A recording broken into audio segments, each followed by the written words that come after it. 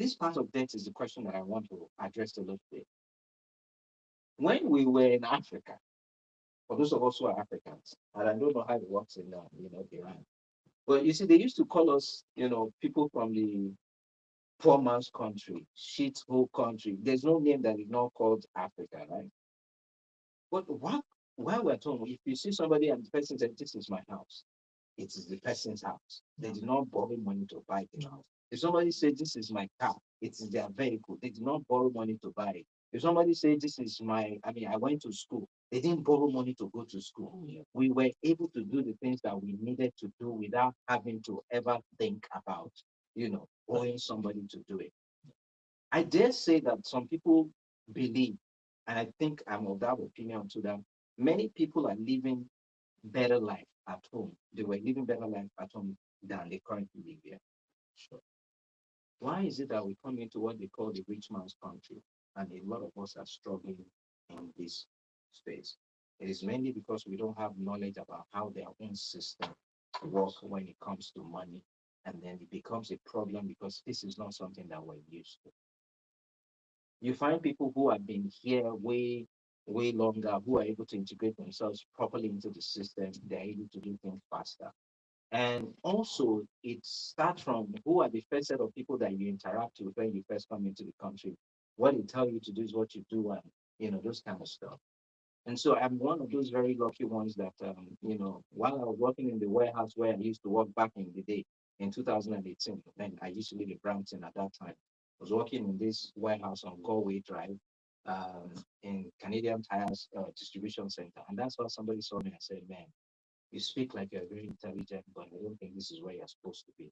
I need you to learn a little bit about personal finances." And that's how, things a little bit changed for me. I found in my journey over the last 8 years that I've been here in this, financial education business, many people are in a place where they're not even interested in their financial future because they don't feel like there's a future for them to work towards. I also feel like many of our brothers and sisters, we live here in North America, but our mind is still back at home. So people have mentality of, okay, I'm here, but I'm not here. And we're not getting any benefit of the two, you know, um, environment. We're not doing anything significantly at home. Even if we're doing something significantly at home, there's nobody that is there like you to manage it yourself. At the end of the day, people who are at home are just swaddling, people. And people are struggling here to be able to get things done. And the challenge with that is this. See, I can tell you for a fact, I now am very convinced that I'm going to live longer than I should have lived if I was in Africa. I probably will live even way longer here. You know the reason why? Healthcare, and then she can tell you, technology is better, healthcare delivery is better, even though Canada is slow with healthcare delivery as well. But you see, you will find that if somebody is sick and they go into the hospital, they will do whatever it takes to keep the person alive. Why? That person is an economic unit that can still contribute, no matter how small, in taxes to the government, for however long they can keep getting it. But the question is this. Statistics are showing us in Canada today that we're going to live longer than we planned for. But as we grow older, there are challenges that comes with that. For example, we have low birth rates in the country today. A time is coming when people who are 65 years and above will be way bigger in population than those of us who are not in that space. And what does that tell you and I? For anybody that is working today and contributing to Canada pension plans and all of those social security, when the time comes for you to retire, there will be lesser number of people who are going to be contributing to it, and that money might not be as much as what you expect it to be. Right. Many households are single parent households today, for so many reasons. And that puts a lot of stress on that single income in that household to be able to deal with things that you need to deal with. There's so many challenges when it comes to medical issues. I don't know about you, but in the last couple of weeks and months, I've heard about, cancer, heart attack, stroke, kidney failure from young people, not even old people, young people. And those are things that are, really, really happening now. According to Cancer Society of Canada, over 258,000 people were diagnosed with cancer last year, 2024. I don't know the number for 2025 yet. We haven't seen this number. You know, statistics says that 1 out of every 2 Canadians will have cancer in their lifetime. Yeah. My sister, that's what statistics. You know the COVID injection. We don't know what that is, but the truth of the matter is this: 1 out of every Canadian will have heart disease before the age of 65. 1 in 3 Canadians will have stroke before the age of 65. And we see that happening now because a lot of people are going too much stress with work and, way of living. So how do we survive all of these things? God forbid that these were two things that are going to happen to us. I've seen friends, very close friend, one of my friends, 2 years younger than me, this year, an African like us, his 2 kidneys failed the same day. The guy is 42 years old. He has a wife and 3 children. When I spoke with him, 3 or 4 weeks prior, he was a very bubbly guy. He went home, he went to Mali, he came back, maybe 2 or 3 weeks after he came back. And then his 2 kidneys packed up. The wife does not work. It's the one that, does everything for the household. How do they survive? So we want people to understand that many of us are too busy working, just paying our bills that we're not paying attention to. What are the things that can come in the future?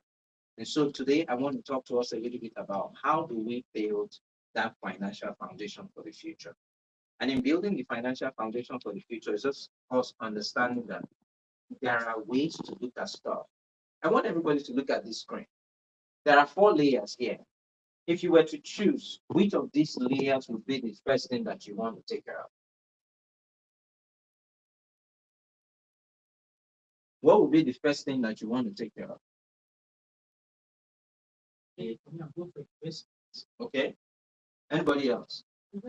Investment. Anybody else? Protection.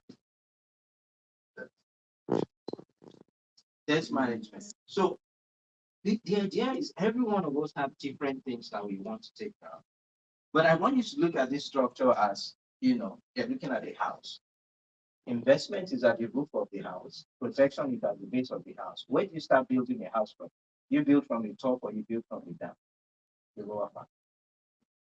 Most people are building their wealth because they feel like investment is the most important thing. But the question that I ask people is this: all of these things are very important for us to quickly address.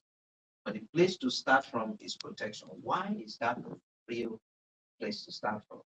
The reason why you can work today and make money and do investment is because we're alive, we're healthy. The first question to ask is God forbid that there is a health challenge that doesn't allow us to work for an extended period of time. If you can't go to work for an extended period of time, how many years do you think your current employer will keep you on their payroll and keep paying salary? Sorry. Say that again. And if income is not coming at all from anywhere, what do you think people will start to attack immediately? Their savings. Yeah. If that were to be the case, how many years into the future do you think the current savings that you have today is going to last if you can't work to earn money? No years, months. That's the reason why the first thing to take care of is protection. God forbid that I have a long-term disability or critical illness or long-term care need or a chronic illness or even a terminal illness. Where would the money come from? Because the landlord or the mortgage company will not say, Bisi, we know you are not feeling well. You have come back when you are okay. The car insurance or the car company will not tell you that they want their money right now. How can you find something that can replace that income? Or heaven forbid, we just lost one person in our family, in our Nigerian community on the 24th of December. This guy passed away. He had brain aneurysm. Blood clot just broke in his brain due to stress. Died just before Christmas. Slum in front of his children in his house, and that was it. He was 41 years old. Now he has a wife and 4 children. How do they continue if there's no protection plan to be able to take care of it? But I'm grateful to God that it was a friend and also a client. At least that family will get about $1 million by the time they finish, that claim settlement. And that would help the wife and the children to be able to move things forward. That's why protection is the best place to start from. Many of us have so many debts, credit cards, student loan, and all of those different things. We need to also talk about how do we get out of debt very quickly. Two things that I want us to know. Debt and taxes is the way the system is structured to hold us down from building wealth. Because if you understand how debt works, is some people investing money and some people taking the money so that they can be paying interest on investment that those people put money. It's just like you investing money and you're getting dividend. The interest expense that is coming from the money that we pay as interest on the loan is dividend to those people who invested their own. And because of the way it works, it is the money that you kept in the bank that they expanded to be able to get more dividend for people and create loans after that. So it doesn't matter where we are today in terms of our financial situation. What is important is what should we do into the future? Everybody needs to set goals. So I don't know what Chima's, plan for the future is. I don't know what Prince. I'm sorry, I think what's your name, sir? Is it Good days? And you, sir? Joe. Ebuka. And you, sir? IK. IK. I like local news. That's why. And so, man, sorry, I didn't get that. Oh, what's your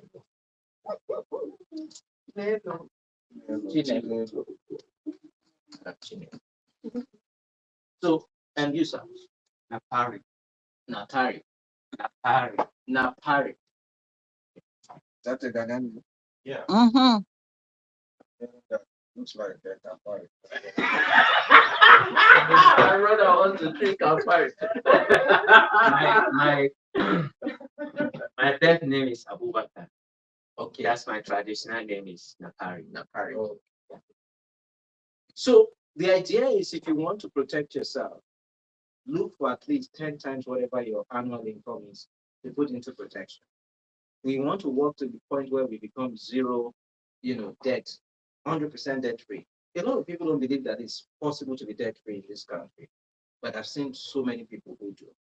And I will talk a little bit about what is the concept to help people in that place. Emergency fund is you must, I think, have 6 to 12 months of what your monthly income is aside to be able to put in a place where you can, have some money if something were to happen. And when it comes to investment, 20 times whatever it is that our annual income is something that we need to be thinking about. Now, many of us might be thinking, oh, how does this work? Which one do I do? And all of that. Start with protection. Sit down and budget rightly and begin to put things in perspective. Has anybody heard about the concept of X-Corp before? No. Sorry?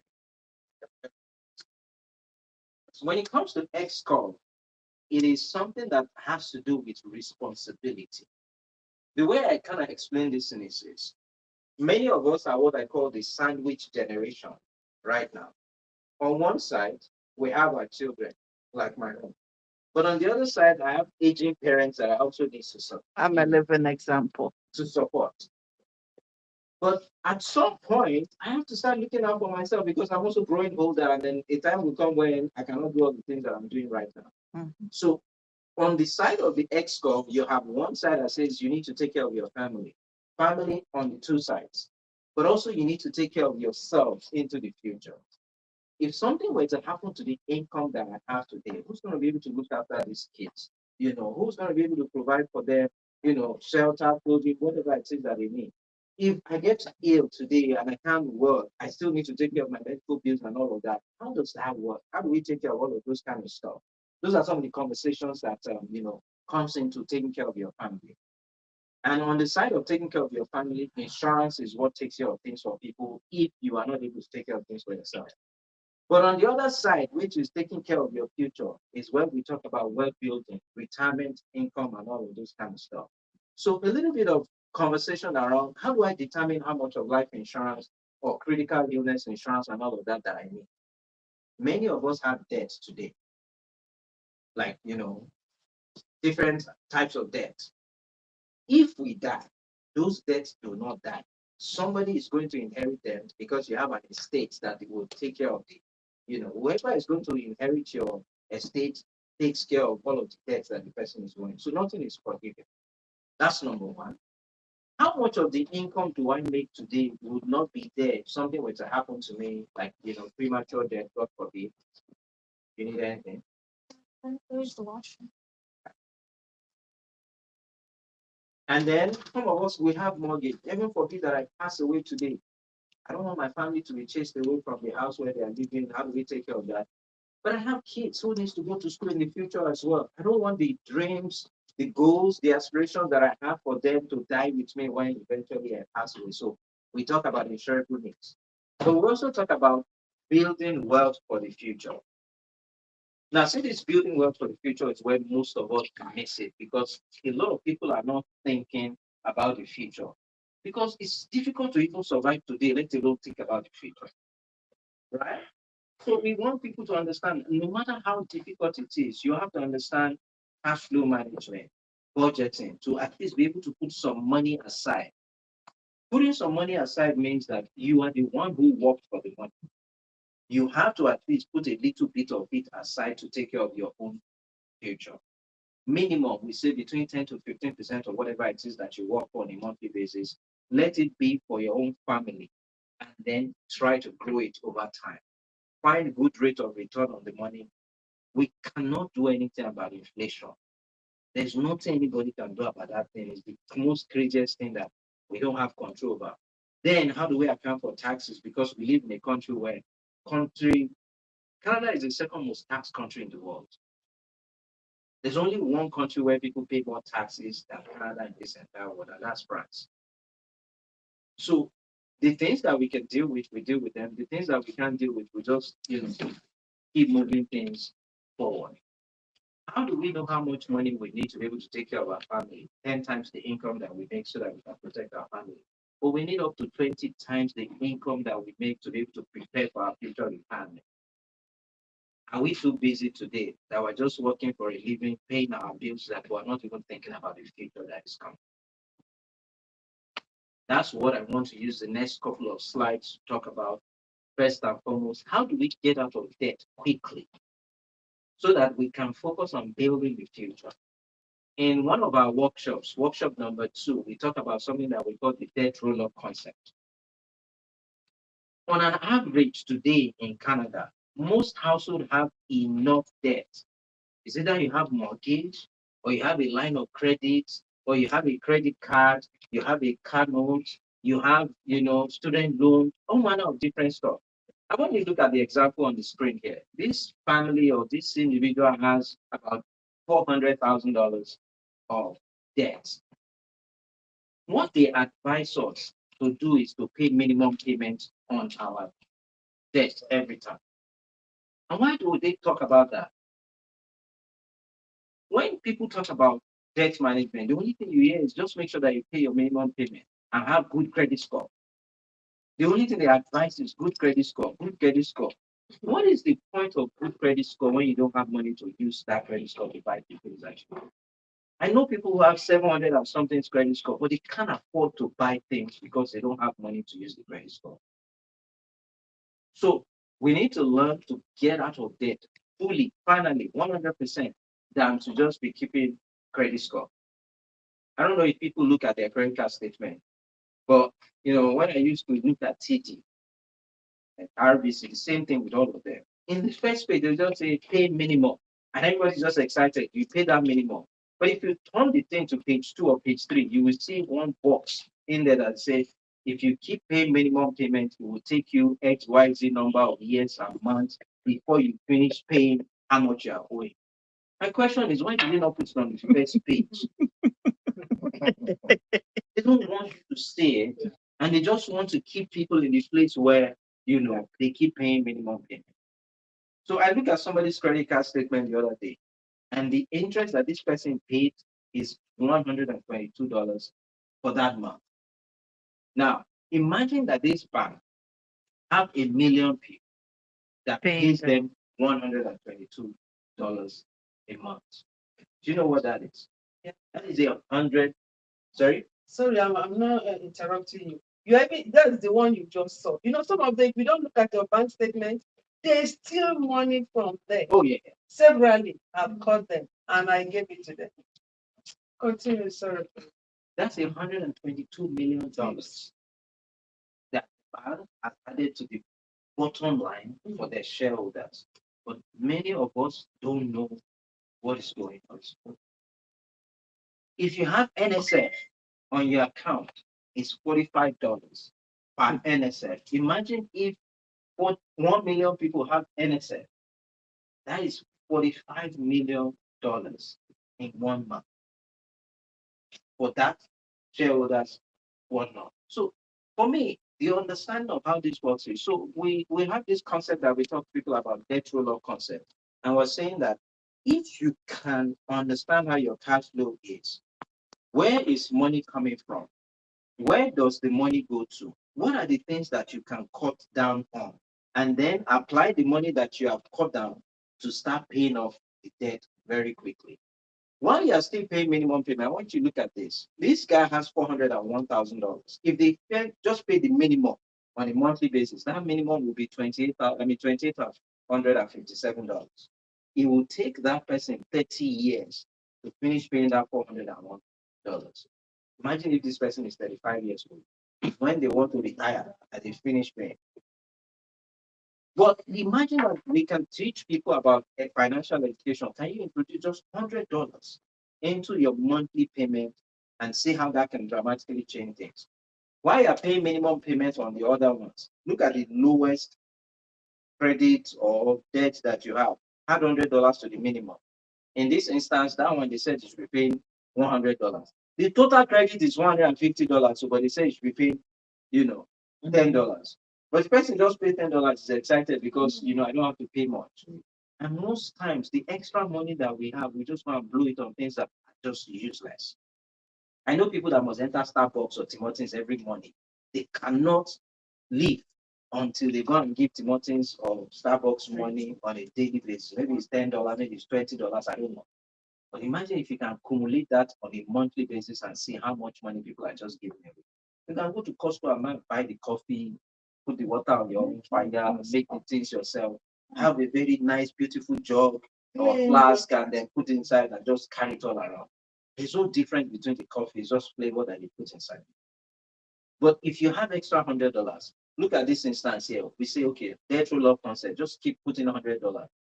Because of extra $100 introduced to this scheme, this person can finish paying in 17 years as against 30 years. Now, imagine 13 years of not having to pay that almost $3,000 every month to another person. If you can invest $29.57 on a monthly basis for the next 13 years, what kind of life do you think that family is going to have? But a lot of people do not know this. So it's difficult for us to be able to do these things. And so the biggest thing that is going